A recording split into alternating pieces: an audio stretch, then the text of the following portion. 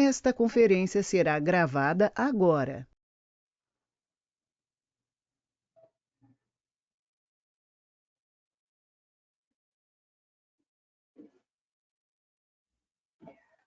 Oi, pessoal, tudo bem? Eu me chamo Fabiola Nogueira, sou professora de língua portuguesa e nós vamos estar juntos na disciplina de português instrumental.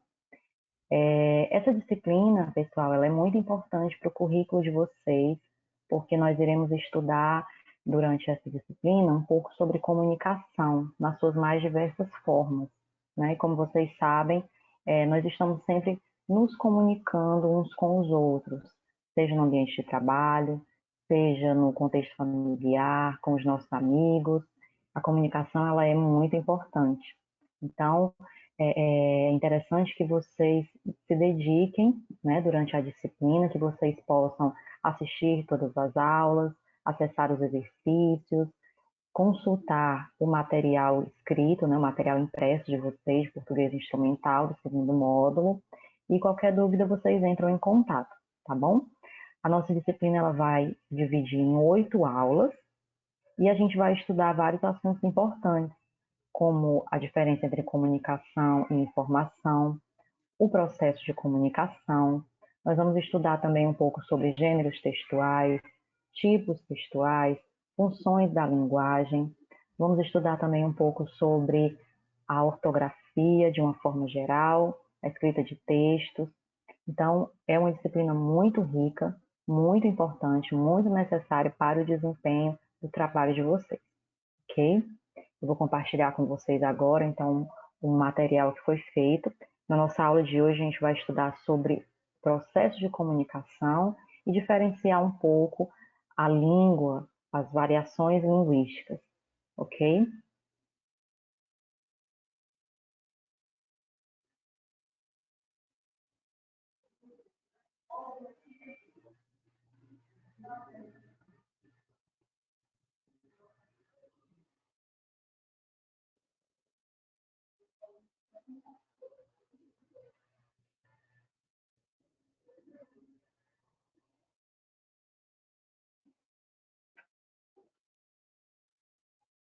Bom, então sejam bem-vindos à disciplina de Português Instrumental, módulo 2.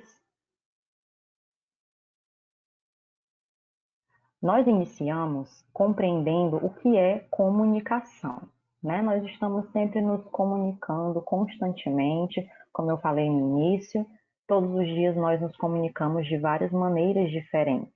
E essa comunicação, ela é importante, porque é o que nos dá acesso a outra pessoa, às outras pessoas, é o que nos faz compreender, né? E compreender o outro também. Então, o que é essa comunicação? É o processo de transmitir a informação e a compreensão de uma pessoa para a outra.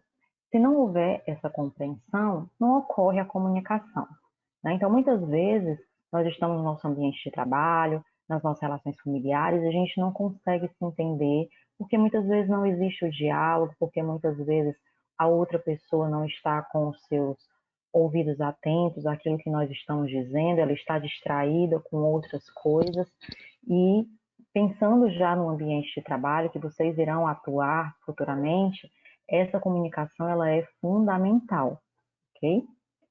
Se uma pessoa transmitir uma mensagem e essa não for compreendida pela outra pessoa, a comunicação não se efetivou. Ou seja, sempre que você precisar transmitir uma mensagem para alguém, é fundamental que você se certifique que essa pessoa realmente compreendeu o que você falou, se ela compreendeu o que você escreveu, se ela compreendeu o que está afixado em alguma placa de comunicação. Esse retorno, esse feedback, vocês vão ver que ele é muito importante.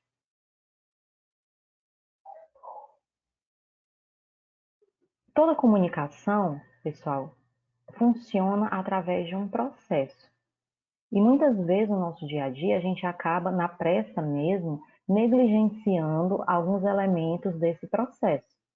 Então, se nós todos os dias exercitarmos esse processo, dificilmente nós seremos incompreendidos, tá? Esse processo, ele se inicia com um elemento muito importante, que é o emissor. Basicamente, o emissor, ele é a pessoa que deseja transmitir uma mensagem para outra pessoa, certo? Você, como emissor da sua mensagem, você precisa se preocupar com a linguagem que você está utilizando. Você precisa se preocupar, por exemplo, em que momento, será que aquela mensagem que você vai transmitir é o momento adequado? Será que você está utilizando o canal adequado, o código adequado? Tudo parte do emissor, ok? Como vocês podem observar aí no processo, quando eu vou transmitir a minha mensagem, a primeira coisa que eu preciso me preocupar é essa mensagem ela precisa ser muito clara, ela precisa ser muito objetiva. Se você está no ambiente hospitalar e precisa se comunicar, seja com o médico, seja com o paciente, um familiar do paciente, é muito importante que você não rodeie demais naquilo que você está falando, naquilo que você está escrevendo, porque o próprio contexto daquele ambiente pede que você seja o mais claro e o mais objetivo possível. Então, saiba adequar a sua mensagem, ok? Para transmitir essa mensagem, percebam que você vai precisar se utilizar de um código, né? Observem aí que está escrito codificação. O que é que eu quero dizer com a codificação? Você irá organizar as suas ideias, sejam elas faladas ou escritas, num código que o seu receptor irá reconhecer, irá compreender facilmente. Por exemplo, se você é brasileiro, você está se comunicando com uma outra pessoa que também é brasileira, não faria sentido, no primeiro momento, você se comunicar com ela em uma outra língua que não seja a língua portuguesa. Concorda? Não seria adequado para esse momento. Então, a língua portuguesa, nesse caso, seria o código mais adequado para essa situação. Obviamente, se você estiver viajando em outro país e que a língua inglesa ou qualquer outra seja a mais falada, aí sim, você pode substituir a utilização da língua portuguesa por uma outra sem nenhum problema. Você vai estar adequando o código àquela nova situação, ok? No caso do canal, o canal é o meio pelo qual eu irei transmitir a minha mensagem. É um outro cuidado que você, como emissor, precisa ter. O canal pode ser, por exemplo, a fala, como eu estou me comunicando com vocês agora. O canal pode ser a escrita, né, através de um e-mail ou um slide, como é o nosso caso aqui da videoaula. O canal pode ser gestos do seu corpo, né, das suas mãos. Enfim, é o meio que você utiliza para transmitir essa mensagem. E você precisa ter muito cuidado com o canal que você vai utilizar, porque existem determinados canais que são inadequados para o momento. Por exemplo, eu estou me utilizando dessa videoaula, desse computador, como um canal para transmitir essa mensagem para vocês. Não seria adequado, por exemplo, eu transmitir essa mensagem via WhatsApp, por exemplo. Não seria adequado. É um meio, é um canal um tanto informal para o nosso momento de aula. No entanto, se você estiver se comunicando com um amigo, você quer trocar uma mensagem rápida, você pode se utilizar perfeitamente de outros canais. Você pode ligar, você pode utilizar o WhatsApp. Enfim, saiba sempre utilizar o canal adequado, dependendo de para quem você vai falar e o conteúdo da sua mensagem, ok? Percebam que do outro lado do processo existe a figura do receptor, que é aquela pessoa para a qual você irá transmitir a mensagem. Então, é muito importante que você tome cuidado em se certificar quem é o seu receptor. Quem são as pessoas que estão ouvindo a sua mensagem, para que você possa adequar a sua linguagem a esse público. Por exemplo, se você está falando com o paciente no ambiente hospitalar, você tem que considerar que o contexto dele é um pouco delicado. Aquela pessoa está ali no hospital, ela está um pouco apreensiva, ela tem dúvidas, às vezes até um pouco com medo, né, daquele ambiente, da sua situação, da sua saúde. Então, é importante que você adeque a sua mensagem, a sua linguagem aquela pessoa que está ali naquele contexto um tanto delicado. Se, por exemplo, você estiver em uma outra situação, vamos supor, você está apresentando um seminário para a sua sala de aula, para os seus colegas de curso, você também vai precisar adequar a sua linguagem. Ali você está numa situação formal de aprendizagem, então você vai precisar utilizar termos mais formais, você vai precisar utilizar termos mais técnicos para que aquelas outras pessoas compreendam você. Então, sempre certifique-se quem é o seu receptor, ok? Percebam também que o receptor ele vai decodificar a sua mensagem de uma forma diferente. Vamos voltar para a situação do hospital. Muitas vezes você está se comunicando com um paciente que ele está mais tranquilo, ele está mais relaxado, ele vai compreender a sua mensagem de uma forma mais fácil, mais rápida.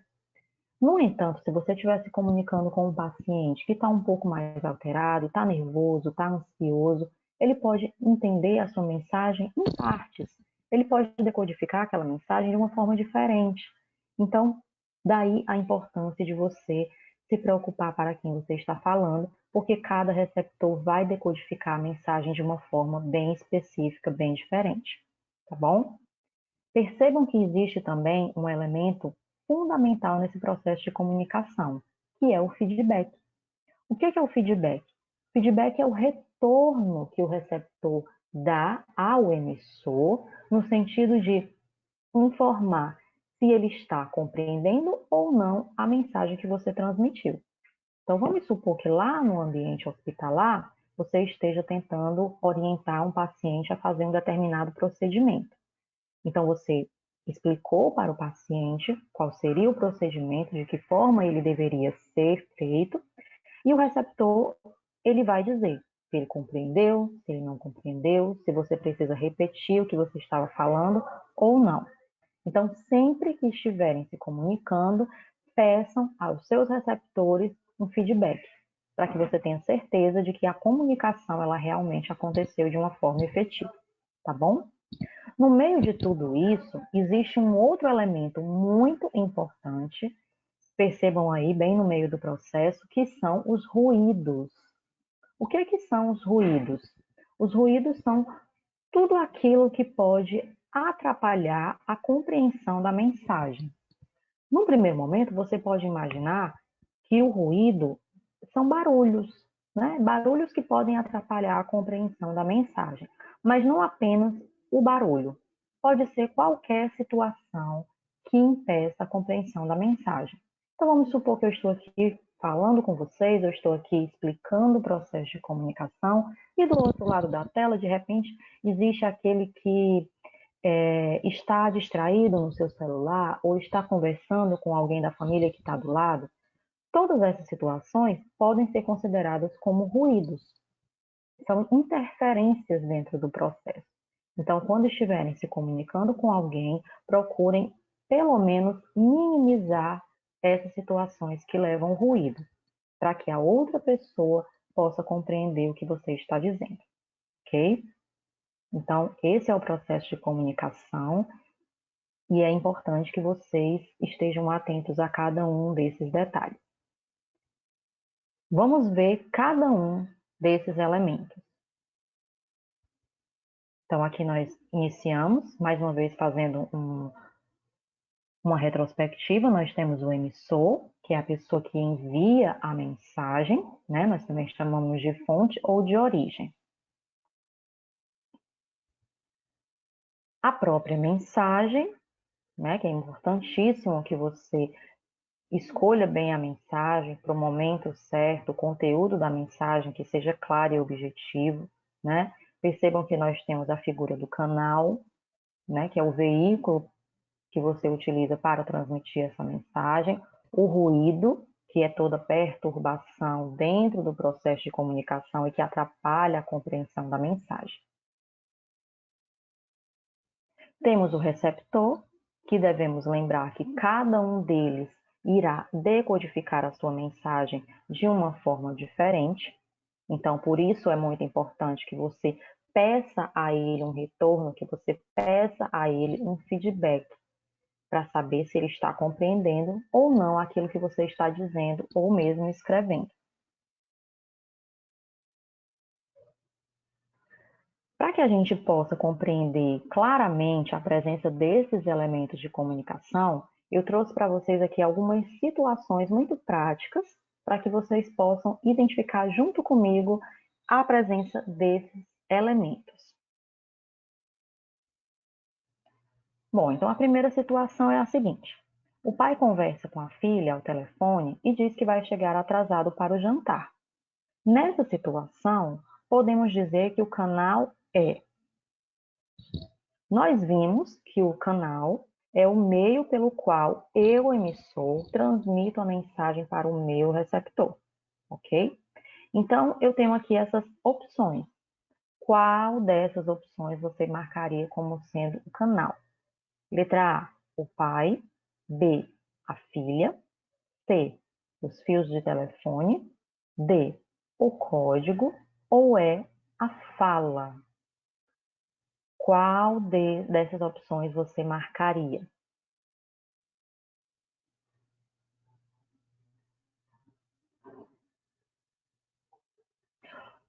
Bom, pessoal, como o pai está conversando com a filha pelo telefone, né, o canal utilizado vai ser a fala. Ele está se utilizando da fala, através do microfone, do telefone, melhor dizendo, para conversar com a filha, ok? Ele poderia ter enviado uma mensagem, né, seja SMS, seja pelo WhatsApp, mas ele preferiu ligar porque ele achou que seria mais rápida essa comunicação, ok?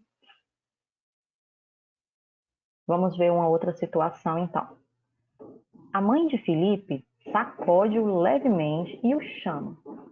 Felipe, está na hora de acordar, ok? Esse trecho que está destacado entre aspas, que elemento da comunicação você acha que se refere? Letra A, o emissor. B, o código. C, o canal. D, a mensagem. Ou é o referente? O que vocês acham?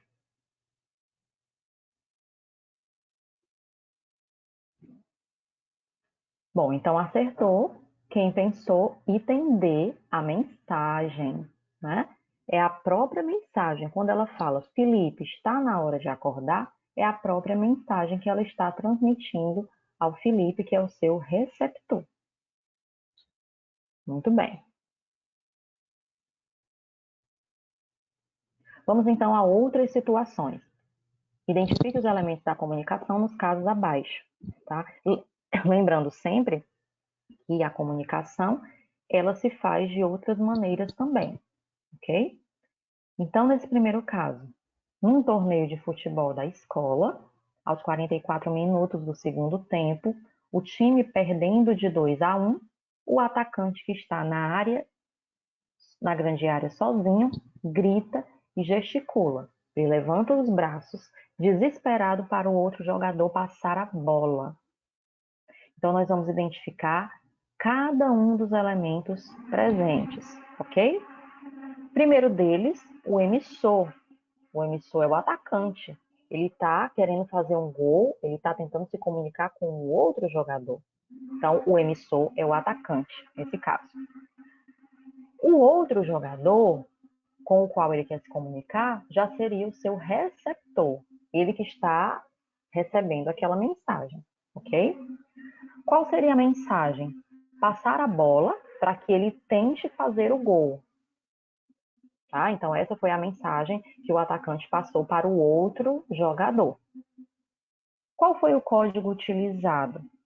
Como ele estava gritando, eu posso dizer que ele estava utilizando-se da língua portuguesa, que ele estava falando alto para o outro jogador ouvir, certo? E além de gritar, além de falar bem alto, ele também estava gesticulando com os braços, né? Então, um outro código conhecido são os gestos, né? Muitas vezes a gente se utiliza de vários gestos que são super compreendidos pelas outras pessoas, ok? O canal que foi utilizado por esse atacante foi a sua fala. assim como no exemplo anterior. Ele estava gritando, ele estava falando para o outro. Então, a fala foi um dos canais utilizados. E também, como ele estava gesticulando, balançando os braços, eu também posso dizer que o corpo, os braços, também foram escolhidos como canais de comunicação. Qual era o contexto? O contexto, pessoal, é a realidade na qual essas pessoas estão inseridas. Então, nesse caso, o contexto é o próprio jogo de futebol, é o próprio torneio, é a própria final do segundo tempo, ok? Então, provavelmente numa atividade avaliativa, no exercício, vocês vão encontrar muito parecido com essa situação. Vocês vão ter lá a situação e a questão vai pedir para que vocês identifiquem todos os elementos da comunicação que estão presentes nesses casos. Olha só essa outra situação. A mãe escreve uma carta para o seu filho, que está preso, dizendo que sente muitas saudades e espera que ele saia logo. Bom, então, nessa situação, a gente também pode identificar os elementos dessa comunicação. O emissor seria a mãe, o receptor seria o filho, a mensagem poderia ser que ela sente muitas saudades dele e que espera que ele saia logo da prisão. O código que ela se utilizou também foi a língua portuguesa, ok? O canal que ela se utilizou aqui no caso não foi a fala, foi a escrita, porque ela escreveu uma carta, ok? Então você pode dizer que ela se utilizou da carta como um canal. Temos também o contexto, né? Qual é a realidade que essa mãe e esse filho se encontram? Aqui você poderia dizer que é o contexto da prisão do filho, você pode dizer que é o contexto da saudade da mãe, ok? Que é a distância entre os dois ocasionada pela prisão, que esse é o contexto.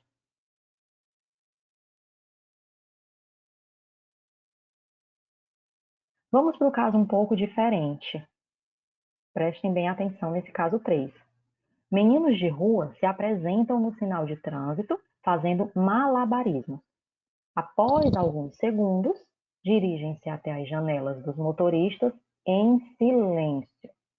Aguardam um pouco, depois vão embora. Às vezes recebem dinheiro. Então percebam que nessa situação, os meninos de rua nem estavam falando, nem estavam escrevendo. Eles estavam se comunicando com os motoristas dos carros, dos ônibus e outros veículos de formas diferentes.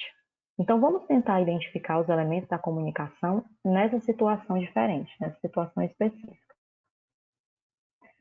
Quem seria o emissor? Os próprios meninos de rua. Quem seriam os receptores? Os motoristas. Qual seria a mensagem? Percebam que aqui nessa situação não é dita claramente qual é a mensagem, mas nós já conhecemos essa cena. Quando nós estamos parados no trânsito e nós observamos a presença de pessoas fazendo malabarismos no sinal, subtende-se que essas pessoas estão o quê? Pedindo dinheiro. Elas estão ali numa situação de vulnerabilidade, elas precisam se sustentar e encontraram no malabarismo uma oportunidade de arranjar dinheiro, né? Então essa seria a mensagem. O código utilizado. Percebam que aqui eles não escreveram, eles não falaram. O código utilizado foram os gestos, né? Os gestos do malabarismo. Foi a forma que eles encontraram para se comunicar com os motoristas sem precisar falar nada. O canal que foi utilizado, já que eles não falaram, já que eles não escreveram, foi o próprio corpo, né? Eu utilizo do meu corpo, dos meus braços, das minhas pernas, para poder fazer os malabarismos. Então, aqui nesse caso, o corpo é o canal. E em que contexto você acha que esses meninos de rua estavam inseridos? Aqui nós podemos dizer, por exemplo, que é o contexto da necessidade financeira, eu posso dizer que o contexto seria o próprio sinal de trânsito, né? A, a, a necessidade financeira, eu acho que cabe mais aqui nessa situação, ok?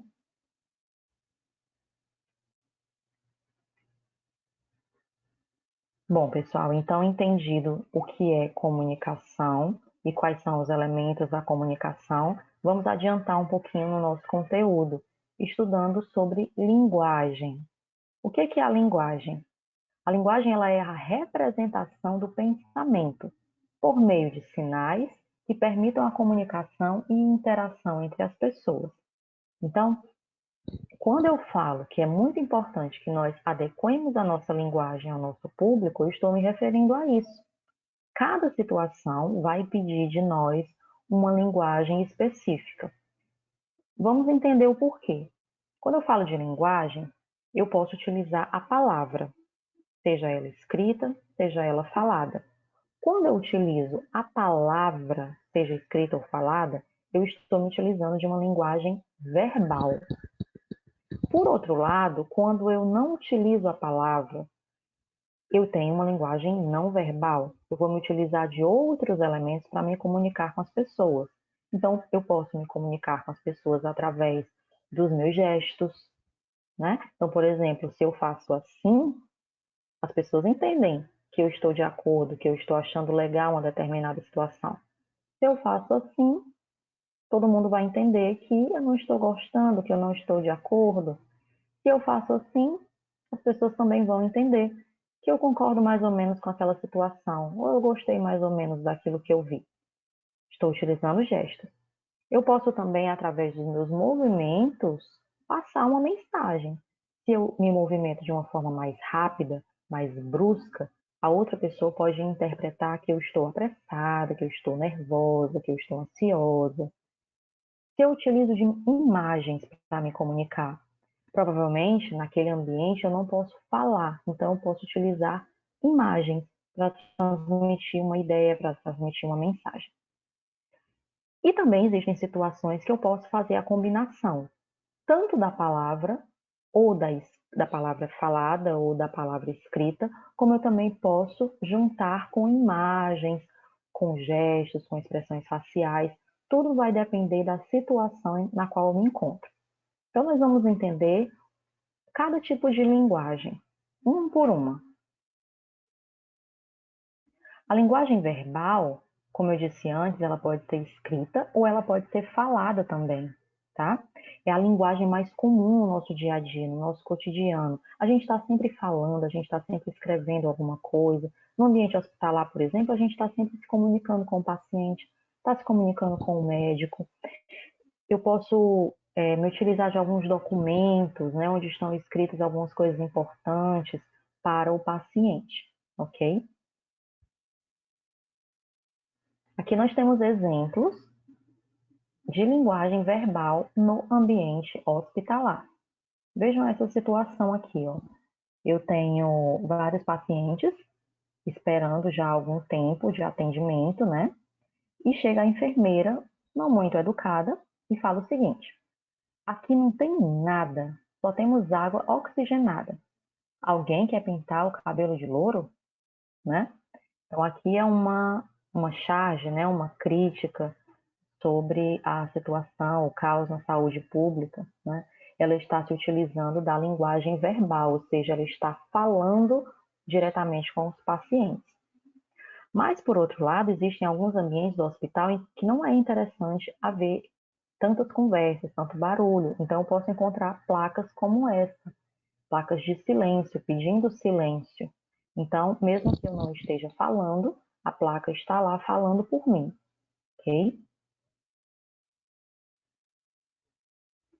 Já a linguagem não verbal, eu posso me utilizar de vários outros elementos que não seja a palavra. Então, eu posso utilizar dos gestos, a postura, né? Então, facilmente, quando alguém olha para mim, se eu estou com uma postura mais ereta, eu posso demonstrar que eu estou mais interessada naquele assunto, que eu estou mais atento, que eu estou mais disposto. Já se eu assumo uma postura mais caída, mais desanimada, eu posso transmitir outras ideias, que eu estou cansado, né? E por aí vai. Expressões faciais também dizem muito sobre nós, sobre o que nós queremos dizer, então saibam utilizar bastante suas expressões faciais.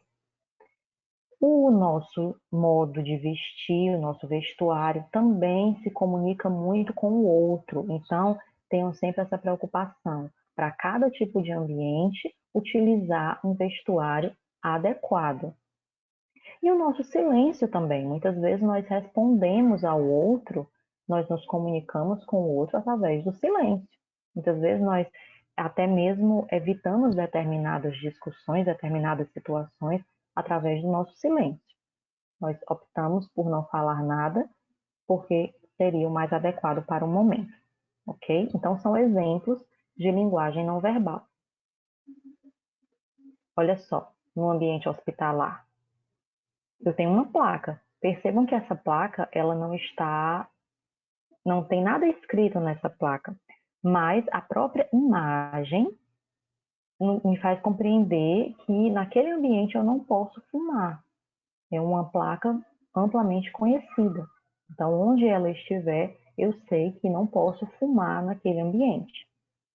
Nessa outra imagem, nós percebemos que a moça, a enfermeira, no caso, ela está se utilizando bastante das expressões faciais.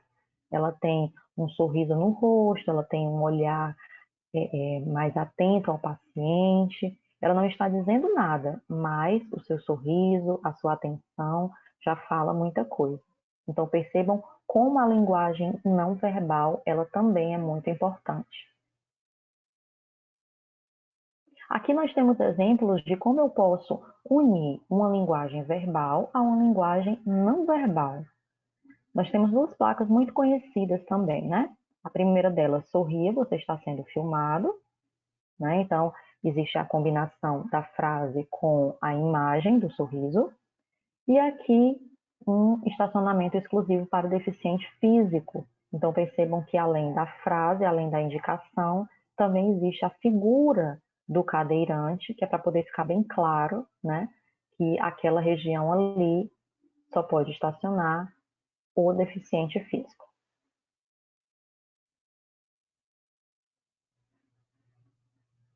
Bom, então nós já estudamos o que é a linguagem e os tipos de linguagem que nós podemos utilizar.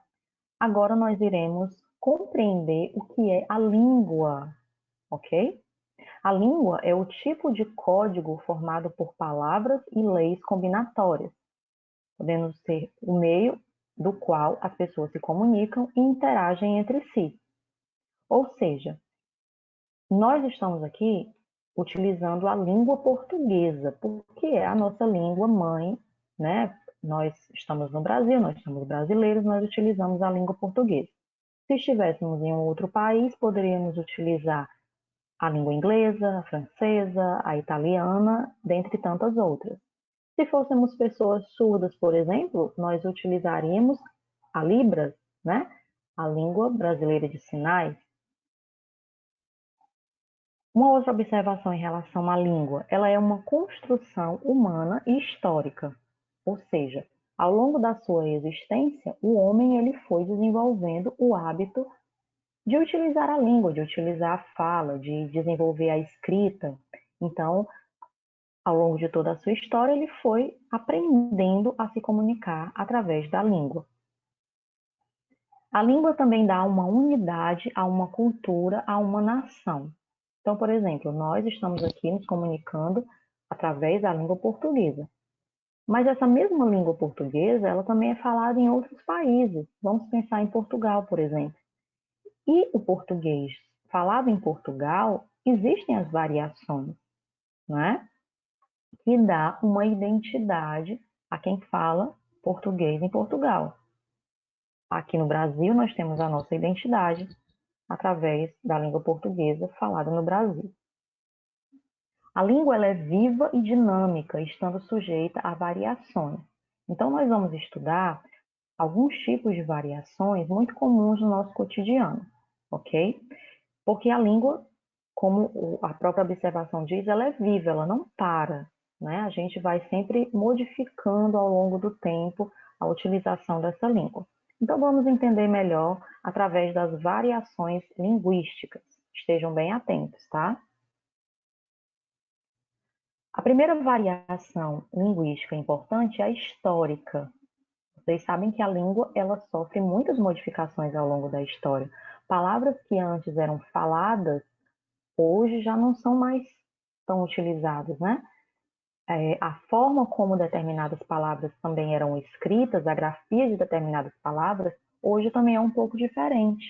Antes, por exemplo, nós tínhamos palavras que eram escritas com PH, mas que o som era F, né? No caso de farmácia, farmácia era escrita com PH. Então, ao longo da história, as palavras foram se modificando, ok? Nós temos aqui uma situação muito comum do nosso dia a dia e a mesma situação se passando em várias épocas diferentes, ok? Eu tenho aqui a presença de um rapaz que está tentando se aproximar de uma moça, né? E essa situação aqui primeira se passa em 1940. Então, observem bem aqui como se dá essa evolução da língua. Ele chega para a moça e fala: Vossa mercê me permite um galanteio? És bela tal qual uma petúnia. E aí ela responde: Sois muito abusado. Então percebam que aqui existem algumas palavras que nós não utilizamos mais. A gente sabe o que ela significa dentro daquele contexto, mas no nosso dia a dia, agora em 2020, a gente não utiliza mais, tá? Vossa mercê não é uma expressão que nós utilizamos mais. Ou então, quando eu digo galanteio, né? Adiantando um pouco, já em 1980, percebam a mesma situação com outras palavras. O rapaz já fala o seguinte: posso te falar uma coisa? Acho você linda.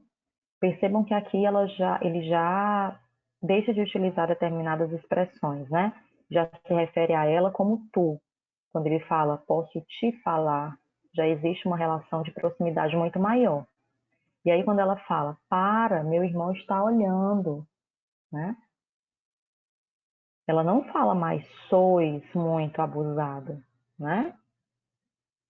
Já em 2010, avançando um pouco mais no tempo, percebam também a linguagem não verbal, né? A diferença, por exemplo, do vestuário dos dois personagens. Em 2010 ele fala: se liga, mina, tu é a piriguete mais cachorra da balada. Olha quantas gírias esse jovem passou a utilizar num período mais atual. Da mesma forma, ela também responde, né? Demorou, vamos sapecar geral. Então, percebam aí a presença de várias expressões, de várias gírias que antes não eram utilizadas. Mas percebam que nas três situações, o contexto é o mesmo. Utilizou-se apenas palavras diferentes.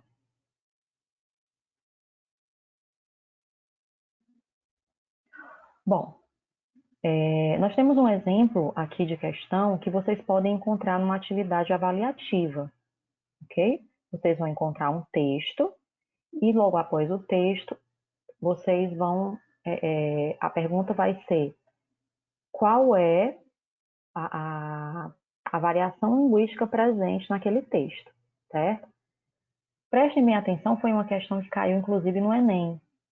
E aí diz o seguinte: mandinga era a denominação que no período das grandes navegações os portugueses davam à costa ocidental da África.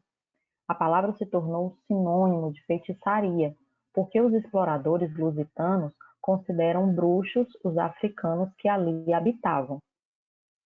É que eles davam indicações sobre a existência de ouro na região.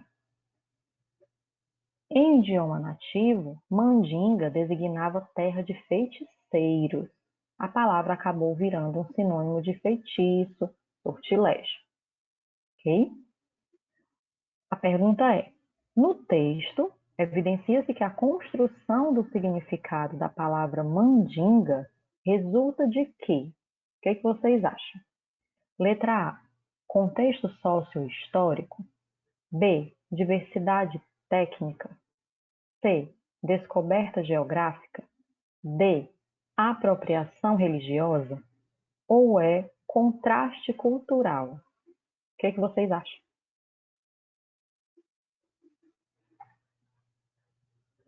Pensou certo? Quem marcaria o item A? É um contexto sócio-histórico. Embora nós utilizemos essa palavra hoje em outros sentidos, né? Mas percebam que essa palavra era uma denominação, né, que os portugueses davam à costa ocidental da África. Não necessariamente nesse sentido já que nós conhecemos hoje, né? Mandinga, feitiçaria e por aí vai. Então percebam que foi todo um contexto sócio-histórico responsável pelo significado que a gente conhece hoje da palavra mandinga, ok? Então esse pode ser o estilo de questão que vai cair na sua avaliação. Uma outra variação muito importante da língua é a variação geográfica. Vocês sabem, por exemplo, que no nosso território brasileiro nós temos algumas regiões e nós podemos nos referir à mesma palavra, à mesma coisa, com palavras diferentes, dependendo da região. Nosso país é muito grande, então temos muitas dessas variações, né? A variação geográfica refere-se a diferentes formas de pronúncia, às diferenças de vocabulário e de estrutura sintática entre regiões.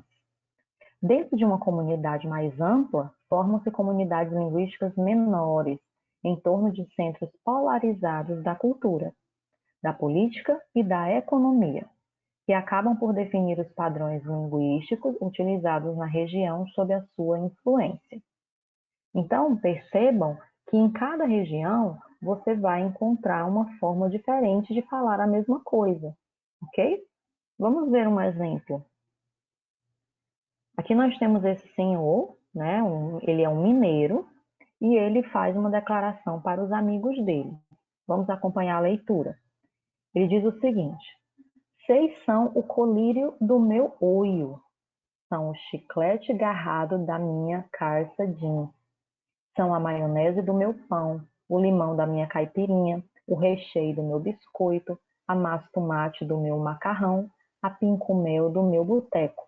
Nossa Senhora, gosto demais da conta dos 6 uai.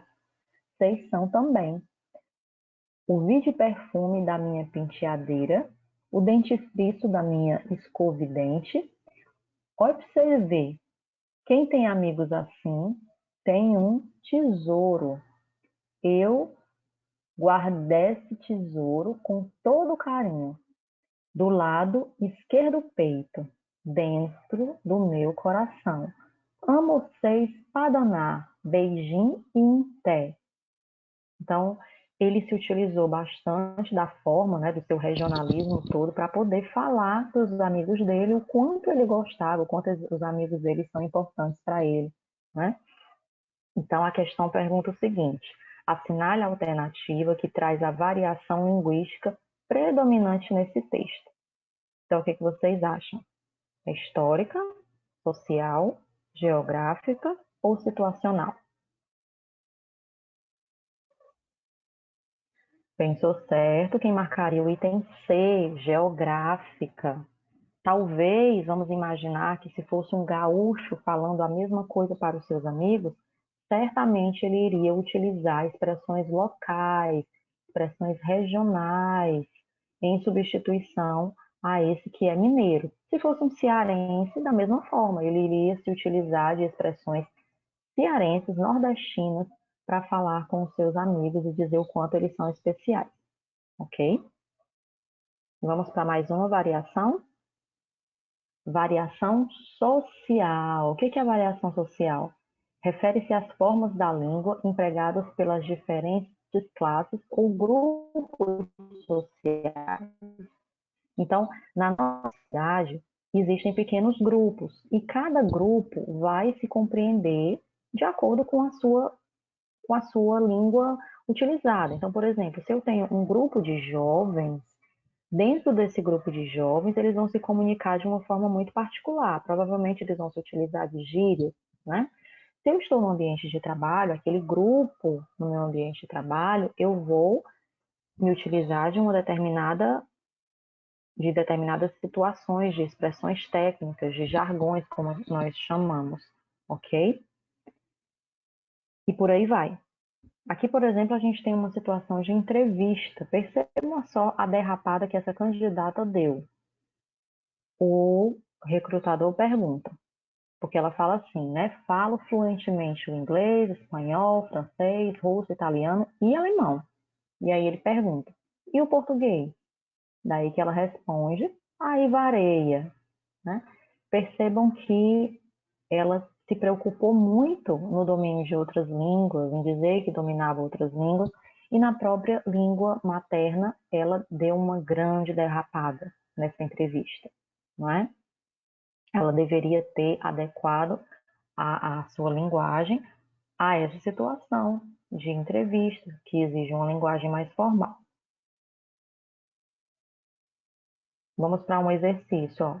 Nós temos essa tirinha, o paciente está no consultório com o médico, mostrando o exame, e o médico fala o seguinte: de acordo com o laudo, você está com um processo de intumescência resultante de lesão inflamatória e necrose subcutânea. Percebam aí que o paciente já está fazendo uma cara de muito confuso, né? E aí ele responde: meu Deus, doutor, e quanto tempo de vida eu tenho, né? E aí o médico responde: ah, não se preocupe, é só um furúnculo, né? Ele se utilizou da palavra furúnculo porque seria uma expressão mais compreensível, né, por parte do paciente, é uma expressão mais popular. Percebam que antes ele estava utilizando uma linguagem muito técnica dos médicos e o paciente não estava entendendo nada, então ele precisou popularizar um pouco o que ele estava dizendo, ok? Então, nessa situação, qual seria a variação linguística predominante nessa tirinha? Histórica, social, geográfica ou situacional? Pensou certo? Quem marcaria o item B, social, não é? O médico antes estava utilizando jargões, termos técnicos da sua área profissional e precisou adequar sua linguagem à realidade do paciente, ok? Porque fazem parte de grupos sociais diferentes. E para finalizar, nós temos a variação situacional. Como eu disse no início, nós precisamos adequar a nossa linguagem para cada situação, para cada contexto no qual nós estamos inseridos.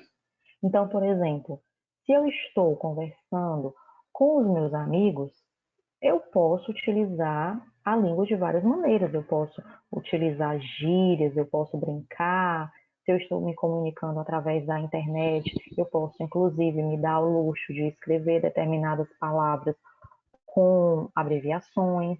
No entanto, se eu estou, por exemplo, falando para uma plateia, eu estou dando uma palestra, eu estou apresentando um seminário na faculdade, no curso técnico, eu estou, por exemplo, participando de uma entrevista de emprego, eu estou no meu ambiente de trabalho conversando com os meus chefes, eu preciso adequar a minha linguagem a cada uma dessas situações.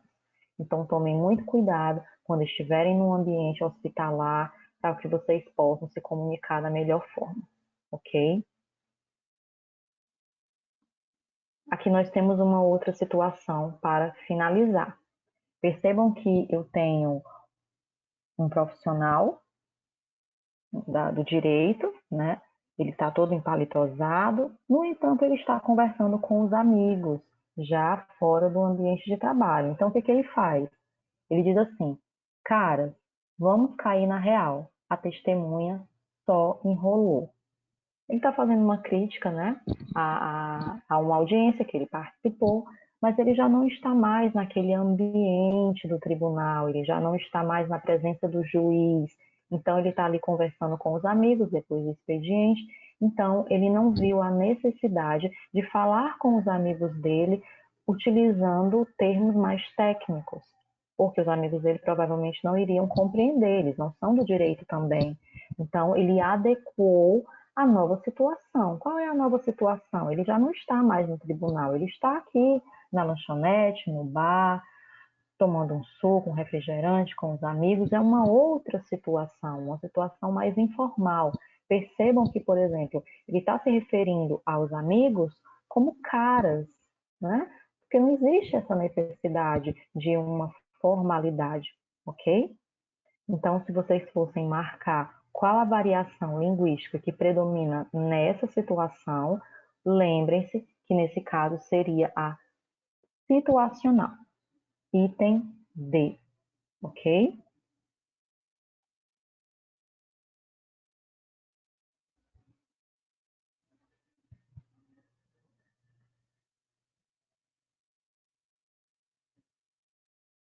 Bom, pessoal, por hoje é só.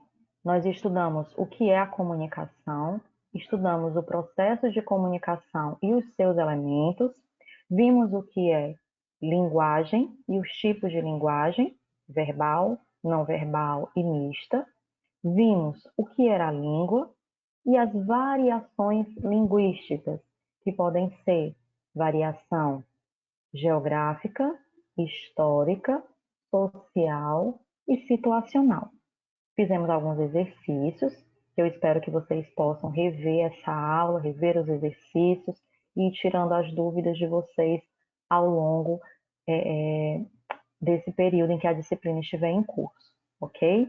Essa foi a nossa primeira aula. Queria agradecer a participação de vocês e estaremos de volta na nossa aula 2. Muito obrigada.